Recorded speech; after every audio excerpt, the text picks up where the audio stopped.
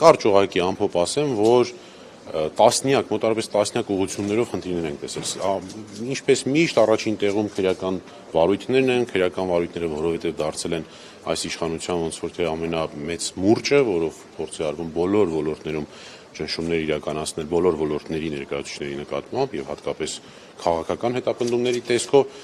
քրեական գործերի խտրական կամ անձանց նկատմամբ այդ ընտրություններին ներգրաված անձանց նկատմամբ խտրական վերաբերմունքն է, վերջական ռեսուրսի չարաշահումը, բազմաթիվ դեպքեր, տասնյակ, եթե չեմ սխալվում, 17 ուղղություններով կան արձանագրված խնդիրներ։ Բայց որ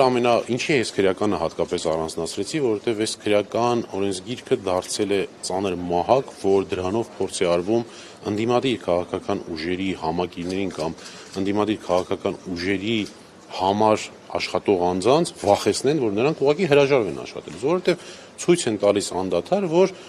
ով աշխատեց ընդդիմադիր քաղաքական ուժի համար կձերբակալվի, կկալանավորվի։ Այսօր նաև այն տպավորությունն է, որ կարծես թե 19 քաղաքական ուժից գաղտնալսվում է միայն Ուժեղ Հայաստանը, որը հիմնական մրցակիցն է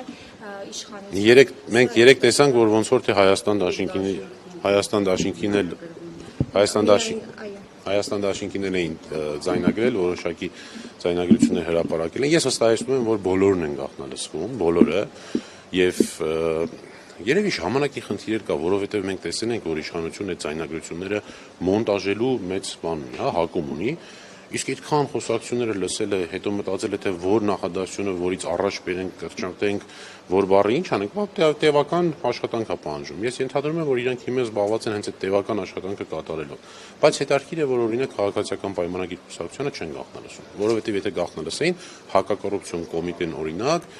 Սափեյանի հետ կապված այն հայտարարությունը չլանի, որի մասին այսօր աշխատաժողովին խոսենք։ Պարոն Բաբայան, եւ այս ձայնագրություններին զուգահեռ իշխող ուժը օրենք է բերում նախաձեռնություն ազգային ժողովում հրատապ կարգով ընդունելու, որպեսզի ընտրակաշարք տալու վերցնելու այս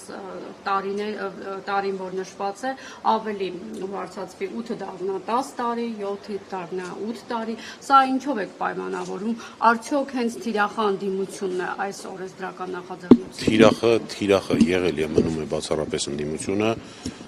նաև քաղաքացիական այն հասարակությունը, որը ունի հակաիշխանական հայացքներ։ Ինչի են պատժաչափը ավելացնում նորից վախեցնելու նպատակով։ Ինչի որպեսզի ասենք Վահագն Ալեքսանյանը մտնի ուղիղ եթեր ու ասի, որ սրանից հետո ոչ թե 7 տարի եք դատվելու, այլ 9 տարի եք դատվելու, ոչ թե 8 տարի եք դատվելու, այլ 10 տարի եք դատվելու։ Սուտ քարոզչական հնարք, որովհետև ցավոք սրտի հակակոռուպցիոն կոմիտեն,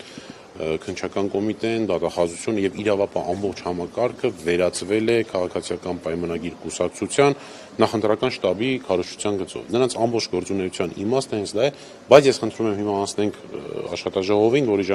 որի ընթացքում էլ լինելու են հարց ու պատասխանի հնարավորություններ նաեւ մեր խոսնակների հետ։ Շնորհակալ եմ։